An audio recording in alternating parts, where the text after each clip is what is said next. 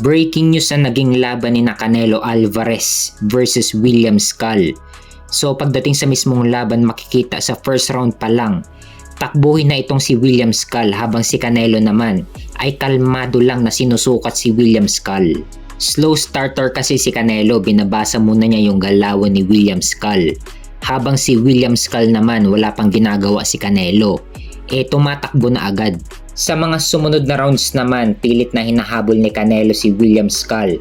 Mabuti na lang magaling mag-cut ng ring si Canelo, kaya nahuhuli niya agad si William Skull. Habang si William Skull naman, Cuban style, susuntok sabay tatakbo. Dito frustrated si Canelo. Tulad nung laban niya kay Jermell Charlo, puro takbo lang ang ginawa ni Jermell Charlo. Ganito din sa laban niya kay William Skull, takbo din ng takbo si William Skull hanggang sa makasurvive sa buong 12 rounds. Hindi rin gumagana yung style ni William Skull na suntok sabay takbo dahil mahusay sa head movement itong si Canelo. Habang si Canelo naman target ang katawan ni William Skull. Paraan ito para mapabagal mo yung galaw ng kalaban. Ito ang nakaka-intimidate kay Canelo, yung kukuha siya ng puwersa gamit yung kaliwang braso niya. Sabay magbibitaw ng over right hand at patatamain niya sa kaliwang braso ni William Skull. At nitong mga huling rounds, frustrated na rin si Canelo. Puro takbo lang ang ginawa ni William Skull. Ayaw makipagsabayan kay Canelo. Dito na rin naiinis si Canelo. Kaya yung mga huling segundo ng round 12, pilit niyang hinuhuli si William Skull.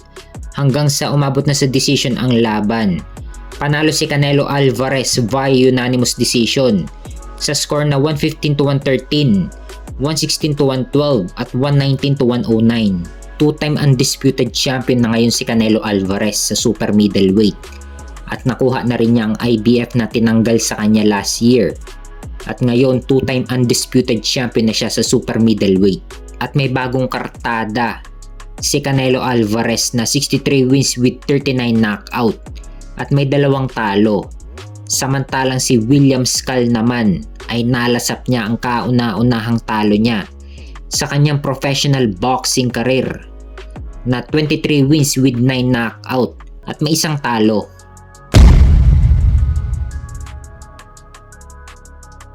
Sa kabilang banda naman ang weigh-in ni na undisputed super bantamweight champion Naoya Inoue versus Ramon Cardenas. Tumimbang si Inoue ng 121.9 pounds samantalang si Cardenas naman ay tumimbang ng 121.8 pounds. Parehas pasok sa 122 pounds limit sa super bantamweight. Kaya abangan natin ang laban nila bukas. Ito na ang pang-apat na depensa ni Naoya Inoue sa kanyang undisputed super bantamweight title. May kartada si Inoue na 29 wins with 26 knockout at walang talo. Samantalang si Cardenas naman ay may kartada na 26 wins with 14 knockout at may 1 talo. Ngayon lang ulit mapapalaban si Inoue sa labas ng Japan at muling mapapalaban si Inoue sa US. Huling laban ni Inoue sa US noong 2021 pa, laban kay Michael Dasmariñas. At ngayong 2025, magbabalik si Inoue sa US upang depensahan ang mga titulo laban kay Ramon Cardenas. Kaya abangan natin ang laban nila bukas.